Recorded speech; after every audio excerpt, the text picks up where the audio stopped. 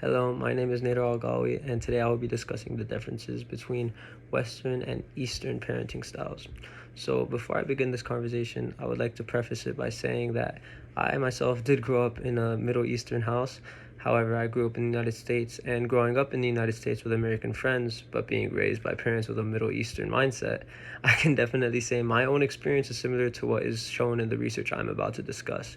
So, the research in the field indicates that typically the differences between Western and Eastern parenting styles results in the differences in cultural values between these two hemispheres. So on the Western hemisphere, you have societies that are typically more focused on individualistic traits and bringing out the best in each individual.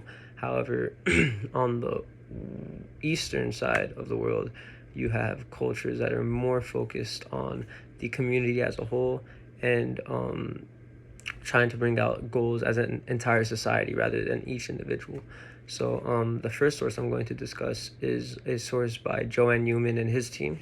It is called Relationships Between Maternal Parenting Style and High School Achievement and Self-Esteem in China, Turkey, and the USA. So what they found was that on the Eastern Hemisphere, there was more of a focus of goals as a society, as I said earlier, and that the main uh, uprooting of these values, especially in China, was that it came from their Confucian values that are rooted in the desire to fulfill a communal role, which resulted in a more authoritarian style of parenting, because an authoritarian style of parenting brought out a command for respect, which is what you would expect in a society where they're focused on community, is respecting your elders and respecting those in power. However, on the Western hemisphere, their culture was more individualistic, which resulted in a more authoritative style of parenting.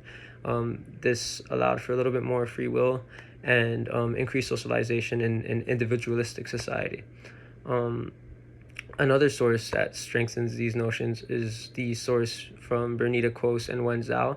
Um, this source found that Chinese parenting was more authoritarian and resulted in dissatisfaction by the children in rulemaking and family decisions within the home because they felt like they didn't have a lot of liberty of choice.